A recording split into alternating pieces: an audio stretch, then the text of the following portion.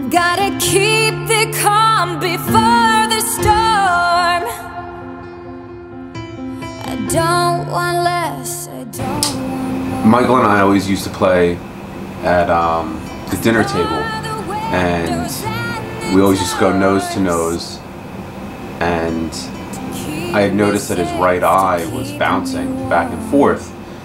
I think from when Michael turned 1, I noticed that he wasn't like gaining weight, and his baby weight was like flying off. Like he just started to get really thin. You just knew something was wrong. That halfway through an appointment, they were just like, "Oh, let's just schedule an MRI for tomorrow." I won't let this pull me overboard. Gotta keep my head above water. Just when they walked in and said that the doctor had told me, I was like, oh boy. Like being a nurse, I was like, oh my god, something's really wrong. And then like walking into the private room and your son's brain is on there and there's just this giant glob in the center of it. The surgery was October 18th. He was in for 3 days, and they had him out, and he was trick-or-treating on doctor's orders.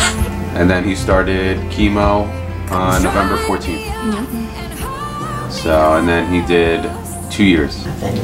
I think the beginning, I mean, we were just so scared because we, you know, you get these appointments and there's nurses and doctors just filling your head with all this information, and you're so nervous that you're going to forget something. And, you know, with now he has a port and he has a central line, so if he gets a fever, you have to go to the emergency room.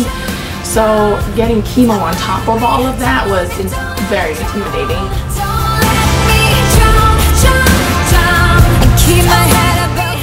So he would throw up the first night a couple times. I can't see. And I knew walking in the door at night, he would be sitting at the top of the stairs waiting for me, and he'd be saying, "Daddy, I don't feel well," and we would go into the bathroom and he would throw up, and he'd be crying. We'd hold him, try to console him, and then he'd finally be able to go to sleep. And then they give you these are the side effects, and they give you a list of side effects, and it's, oh, by the way, you know, we're going to try to cure what's going on with your son, but we could also give him cancer at the same time.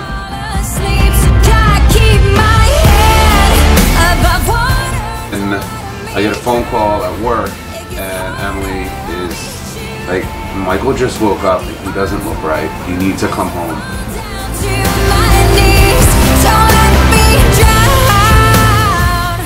You have to remind yourself you're doing this so they can live.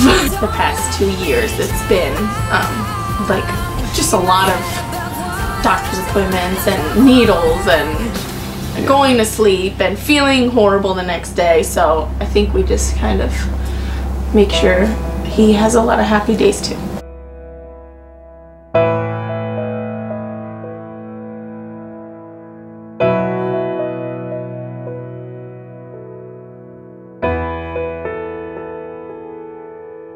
And you asked me what I want this year. Nope, I'm done. You are done?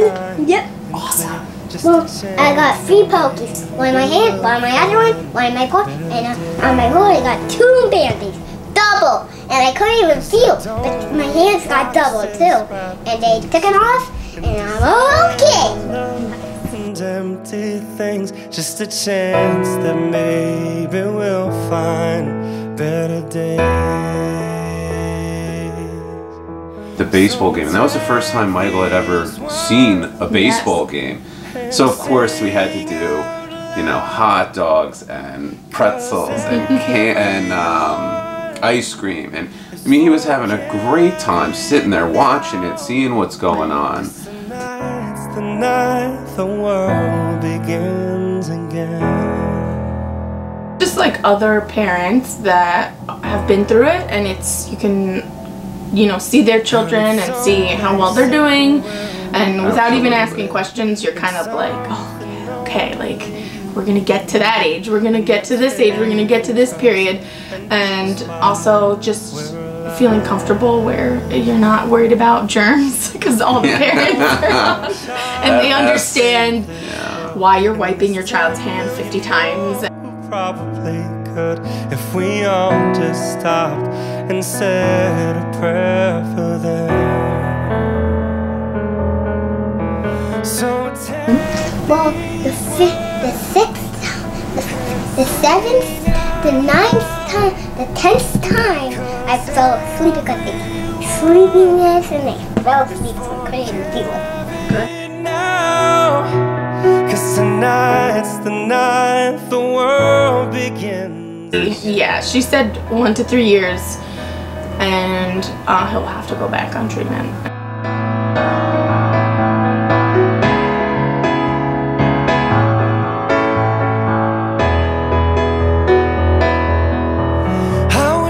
I feel like if it was just an option of going on a different chemo, I would be not as positive as I am now, knowing that there's a medication that's already doing things that are not usually seen with the chemo, and they're getting good results at.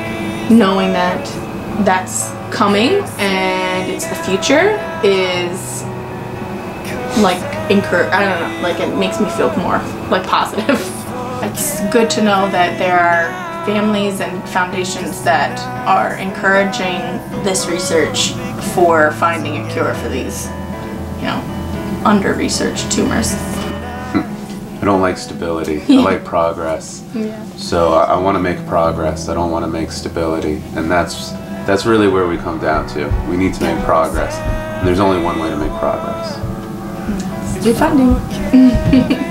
You know that this is going to make him better, and it's going to give him more of a future, more of a chance, and just a better quality of life. Tonight's the night the world begins.